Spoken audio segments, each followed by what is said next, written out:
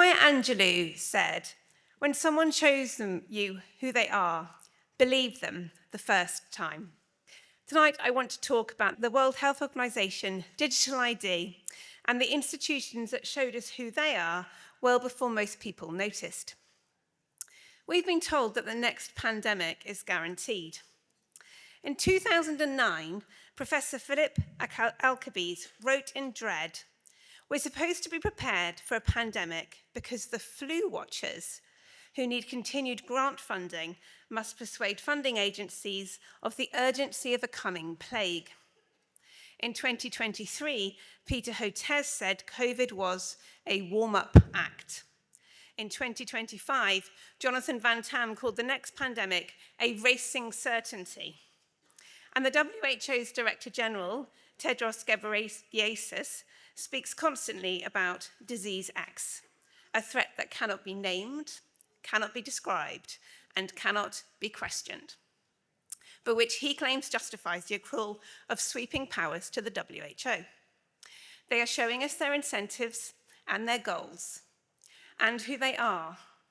Believe them the first time. Sadly, for people who've been following closely, this isn't even the first time. To understand why, we have to go back to 2009. The WHO changed their description of a pandemic so it no longer required a previously essential element: severity. This was only months before declaring a swine flu pandemic. The same discredited doomsayers were there too. Professor Ferguson's extreme modelling was wildly wrong, just as it was later. The threat was oversold. In 2010, the WHO's own pandemic chief admitted the declaration was premature. After the swine flu panic had dissipated, the UK commissioned a review by Dame Deirdre Hine.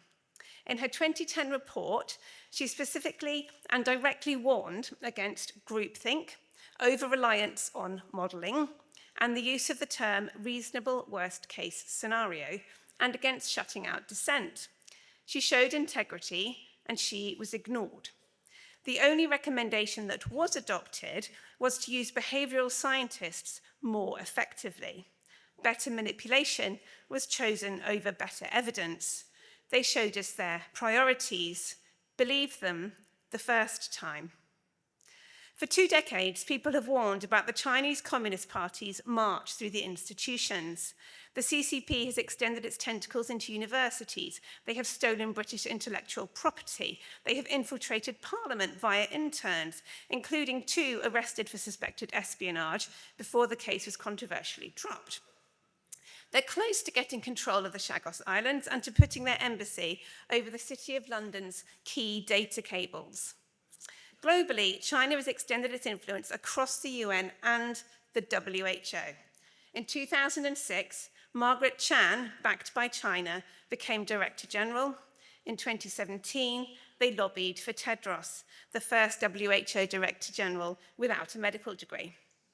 They showed us their strategy. Believe them the first time.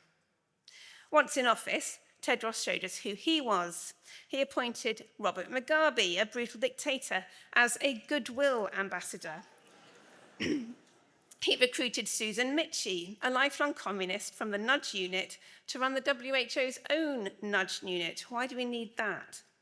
And he overruled his own committee to declare monkeypox a global emergency.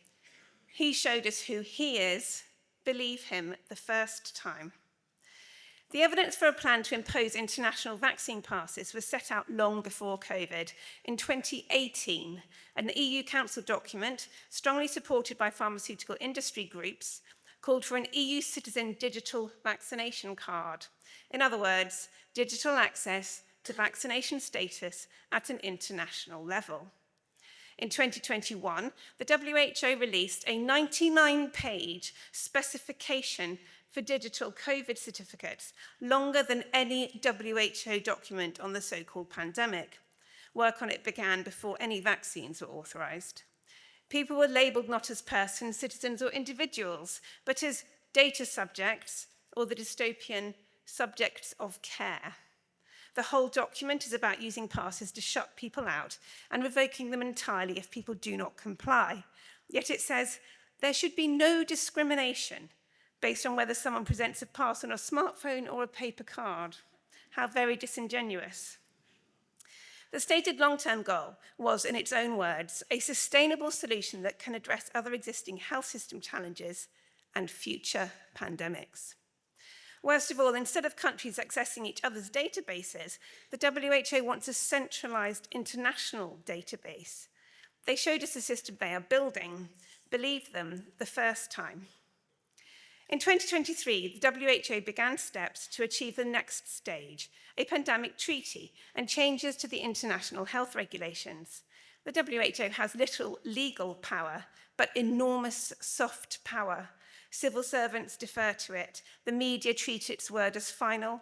The public are told divergence is dangerous. Soft power becomes hard pressure.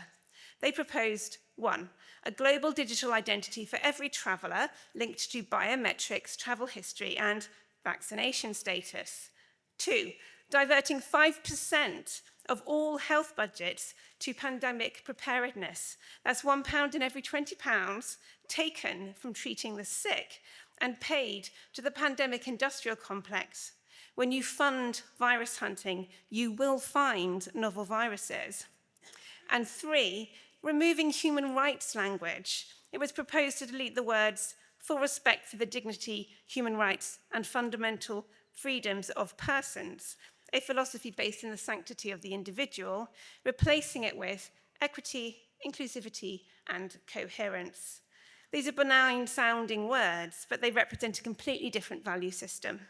Equity without freedom is serfdom, or a collectivist system where the individual must make sacrifices for a supposed greater good. In the meantime, coherence can justify almost anything. They showed us their philosophy. Believe them the first time.